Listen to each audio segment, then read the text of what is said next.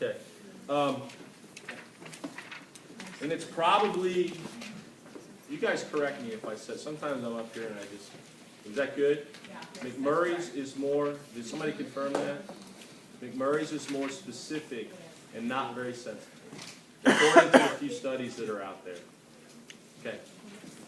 And there's a lot of discrepancy on McMurray's. I'm going to describe it, how most of your techs are going to do it. So, need a little help with the camera. So let's just establish that we're talking about meniscal pathology now. We moved out of ligamentous stability issues. Now we're talking about meniscus. Meniscus still play a role in stability of the knee. Okay? But if we suspect it, what would be some signs and symptoms of a patient coming to us for us to want to do a McMurray's test? What would be some signs and symptoms? Locking, clicking, catching, intermittent swelling, possibly giving way, sometimes you hear that, kind of a vague pain, trouble with steps, especially going up, the compression on the meniscus, sometimes that'll be some of their complaint. Who gets meniscal tears? You see a lot of meniscal tears in young kids? No? Who do you see them in? 40-year-olds, you know, or older. Some athletes younger, you'll see them, traumatic tears. But generally what happens is similar to the disc in the back, fibrocartilage, it will degenerate, it will get dry, brittle, and it doesn't take much. You take a step, flexion, rotation, pop, and then you've got meniscal tear. Okay?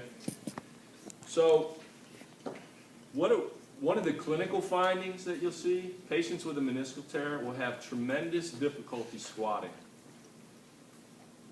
Okay? I'll use that as a clinical, if I'm not sure if there's some things that suggest meniscal pathology, it's one of my screening tools. I'll ask them if they can squat. And almost invariably, whether it's an anterior or posterior horn, people with meniscal pathology cannot squat. Okay? So what we're going to do is we flex the knee. We're going to take the knee, we're going to flex it up. Okay? What does flexion at the knee do? Descent to the meniscus. Compresses it, doesn't it? Doesn't it pinch it? Especially the posterior horn. Okay, these are more for posterior horn. And what we're going to do is we're going to flex it. We're going to palpate at the joint line if you can. All right? I'm going to look at the medial meniscus first. So I'm going to flex the knee, maximally flex the knee, and I'm going to introduce some lateral rotation through the heel. Okay, so lateral rotation of the tibia.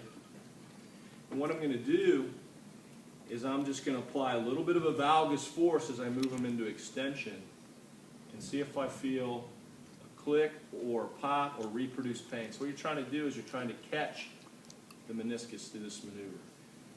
You know, the pivot shift was a very difficult test. This is one of those two that if you're chewing gum, spit it out when you first start practicing this. Okay? So I'm going to apply hyperflexion to the knee, catch it. Sometimes this will be enough to get a positive chandelier sign. You know what a positive chandelier sign is? When you do something that hurts the patient, they jump up and grab the chandelier. All right? So that may be enough, just this flexion. Okay? And so then I'm going to laterally rotate, and then I'm going to bring them slowly out on an extension. Okay? What that's trying to do is gap and catch that medial meniscus. All right?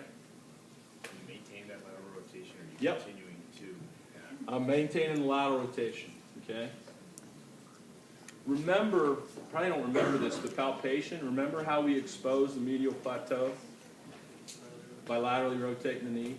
So that's going to translate. That puts a bigger load on the meniscus. So we're actually preloading it there. Does that make sense?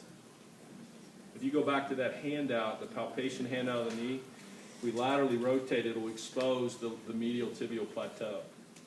And the meniscus move with the tibia. So we're pre-positioning that. Okay? So flexion, lateral rotation, valgus into extension. Now he gets a click. I warn you, one of a false positive might be a click of the patella. The patellofemoral joint, a lot of times, and a lot of you will click or reduce as you go through this maneuver. So beware of that, where the click's coming from. But essentially, a positive finding is pain reproduced. That's really what you're looking at.